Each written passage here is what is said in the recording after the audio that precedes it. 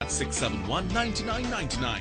And as I said, Mr. Andrew Scheer, who is the new leader of Conservative Party, is online with us now. Andrew, welcome to Radio Parvasi. Good morning. Thank you very much for having me on. Good morning to you. Good morning. And this is the first time we are talking to you since you have been elected as the leader of Conservative Party. So first of all, congratulations.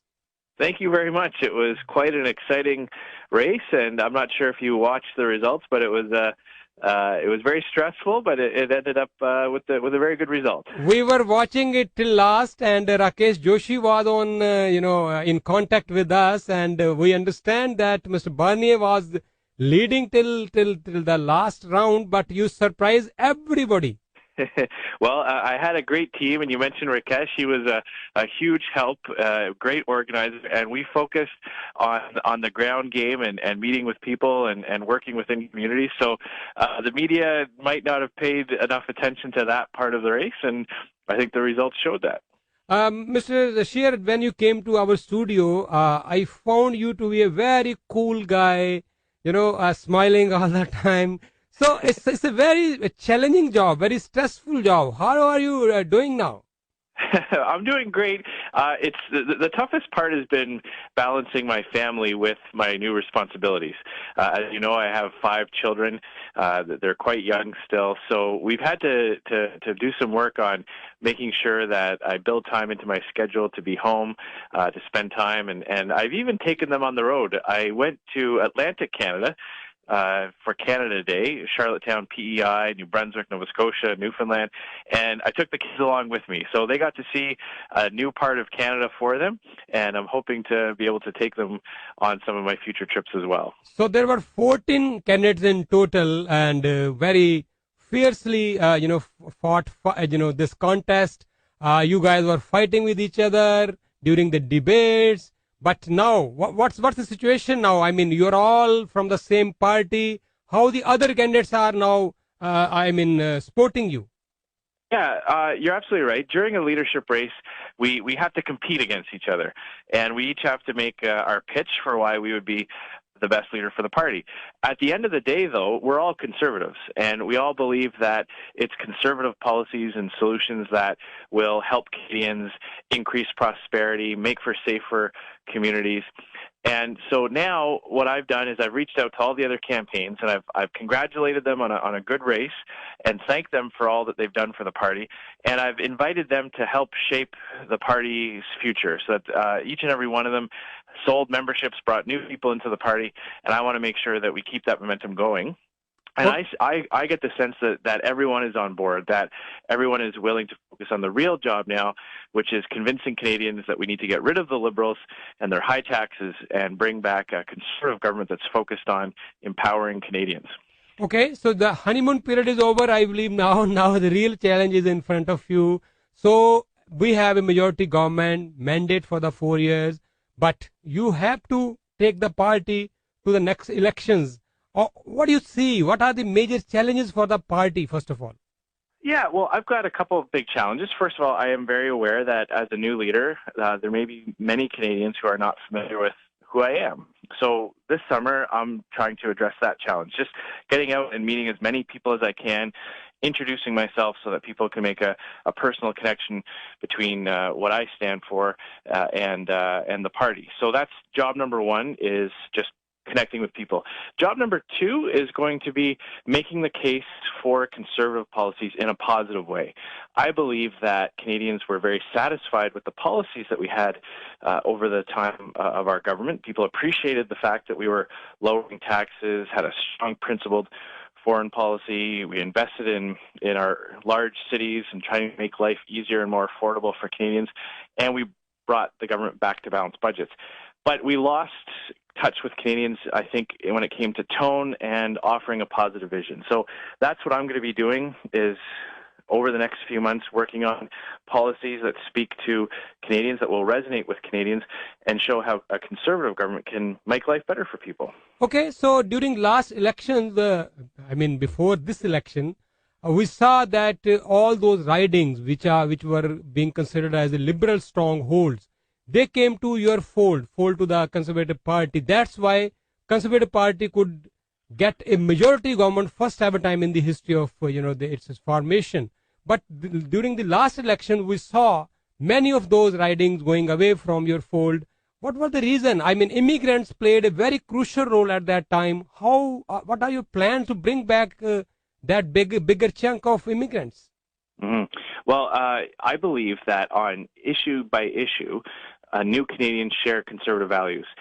I've heard from so many people in the GTA from different communities, and especially recent arrivals, people who have come from this country from India, from Pakistan, from China, from Korea, Philippines. They come and they work hard, and many of them open up businesses and they're entrepreneurs, and they don't like that the government is making it harder for businesses to succeed. And the second thing that really speaks to all Canadians, but I think in particular with immigrants as well, is the idea of running these massive deficits, because the entrepreneurial spirit of so many of these communities is that families work hard, parents work hard to make sure that their children have a better opportunity. I know many families who opened a business and sometimes had to live above a restaurant or behind a store, and they sacrifice and make sure that their kids have a better quality of life, can go to school, can get training. And what the Liberals are doing is they're borrowing money with these deficits. They're borrowing money from our kids, from my kids' future earnings. My kids are going to have to work harder and longer and pay more in taxes to pay back the money that Justin Trudeau is spending. And that goes against the values of Canadians, of Conservatives, and of new Canadians. So I think that will resonate. And I think a big part of what I have to do in our team, we just have to reconnect. We did lose some of that personal relationship. I think some of our policies, the way we ran the campaign, didn't appeal to some of those groups that had supported us in 2011. And so I just want to rebuild those relationships and say, look, the Conservative Party is an inclusive party. We have had a lot of the firsts. We've had the first Filipino senator, we've had the first Pakistani senator, we've had the first Muslim member of parliament. We are an inclusive party that welcomes people from all over the world, and I just need to showcase that, and I believe we can win back the trust of new Canadians. Okay, and Omar Khadar's case is in the news now, and it's for the long time, I would say. Majority of Canadians are not happy with the Prime Minister Justin Trudeau's decision or Liberal government's decision to give $10.5 million as compensation. So on the other hand side, Liberal government is accusing the previous government, Harper government. They're saying that they did nothing. They should have settled with Omar Khadar earlier. We could have saved a lot of money. What do you have to say? Well, the Liberals are just completely false on this, and they're spreading misinformation because they realize how unpopular their decision is. The previous government, the previous Conservative government, listened to the Supreme Court ruling. We accepted that ruling, and we brought Omar Khadr back to Canada. The previous government repatriated Omar Khadr. That was the compensation that Omar Khadr was entitled to for the wrongdoing of Canadian officials. This goes back to a Liberal government. Under a Liberal government, Canadian officials participated in the investigation, in the inquiry, interrogated Omar Khadr while he was in Guantanamo Bay. That's what the Supreme Court found was wrong, and the proper remedy for that, the proper compensation, was bringing him back to Canada. There is no court ruling, there is no charter provision that orders the government to pay a cash settlement. And that is what is so offensive. There are so many Canadians that find this just repulsive that after bringing Omar Khadr back to Canada to recognize that his rights were violated, now the Liberals have chosen to go over and above that and give him a cash settlement that he's not entitled to. No one has ordered the government to do this. So they're trying to shift blame because they realize that they're offside with so many Canadians on this. Okay, Andrew, and another very important issue for Canadian is NAFTA. So Mr. Trump already told during his election campaign that he will reconsider, he will revisit NAFTA. So what's that's what he's doing now. So yesterday they announced that they are putting some other harsh conditions on NAFTA. So I don't know how the Trudeau government is going to deal with that. Our ambassador in the U.S. has told very clearly, Mr. Nagantan, that we are not going to accept it. So what's this take of Conservative Party on this issue? Yeah, well, the Conservative Party is a free trade party. We believe it's best for both countries when we have an open border to goods and services, and that protectionism, any new protectionist measures that the U.S. government would bring in, obviously will hurt Canada, but will also hurt the United States. Their consumers will end up paying more.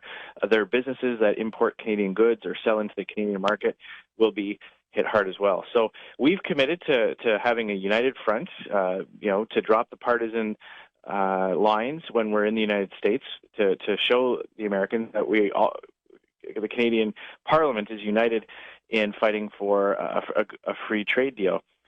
Back home, however, we will be critical of the Liberals when we feel that they're not handling this situation properly. For example, softwood lumber is an example where the Liberals really dropped the ball and allowed the softwood lumber agreement to expire under President Obama's administration, and they missed an opportunity to go down and fight and get that extension. So we're going to be nonpartisan and a united front when we're in the United States, but at home we have to convince Canadians that a Conservative government would handle these trade files much more effectively. Okay, and since you have been elected, you are in the news, in the mainstream media started portraying you as you are Mr. Harper with smile. So, so do you take it as compliment? Or how do you react to this? Well, I leave it to others to try to describe me. I've felt very proud of the previous Conservative government's accomplishments. When you think about what the world was going through in 2008 and 2009, we got through the worst economic recession since World War II. And we got back to balanced budgets. We didn't cut transfers to provinces or transfers to individuals. We didn't slash and burn the social safety net like the Liberals did in the 90s. And we did all the while we were cutting taxes. So I'm proud of that record. I'm proud of the accomplishments that we had. Obviously, there are some things that we could have done better. And we need to learn from that. But I think one of the biggest things that Conservatives can do is have this positive approach, have something hopeful for Canadians to buy into, to say, look, here's how we'll make your life better. Here's how we can have the government work for you instead of you working for the government. And that is something that I'm very passionate about, and so I think that's where the smile comes in. That we have such a great story to tell, and I'm excited to tell it. Okay, and you have many firsts in your name. You defeated the longest serving member parliament from your riding. You became the youngest ever our Speaker of House of Commons. Now you are one of the youngest leader of the party. Many firsts in your name. So you never know. So we will see Mr. Andrew Scheer as the next Prime Minister of Canada. So, Mr. Scheer, what do you have to say at the end? Well, I just want to thank you for having me on, and I hope to meet with as many of your listeners as I can. I'm going to be coming back through the GTA several times. It's a very important area. I want to build bridges into every different community. So I hope, if you're listening, I hope I get to meet you at some of the events I'll be attending. And as I said, the Conservative Party will always be a champion for new Canadians and inclusivity and having that open society that we're all so proud of. The kind of person you are such a warm person.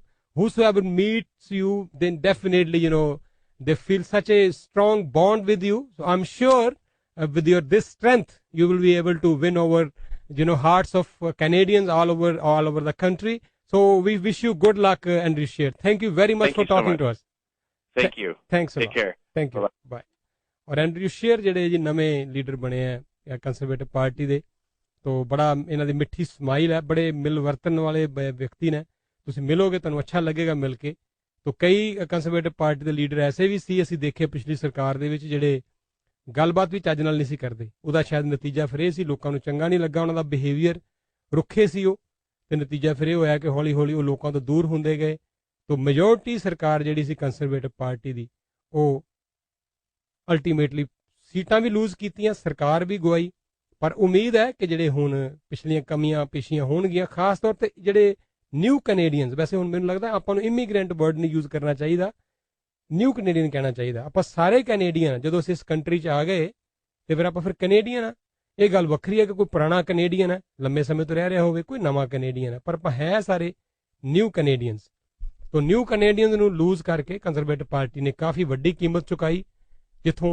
ਉਹ ਉਮੀਦ ਹੈ ਕਿ ਉਹਨੂੰ ਉਸ ਤੋਂ learn ਕਰਕੇ ਆਪਣੀਆਂ ਪਾਲਿਸੀਆਂ ਦੇ ਵਿੱਚ ਵੀ ਤਬਦੀਲੀ ਲਿਆਉਣਗੇ।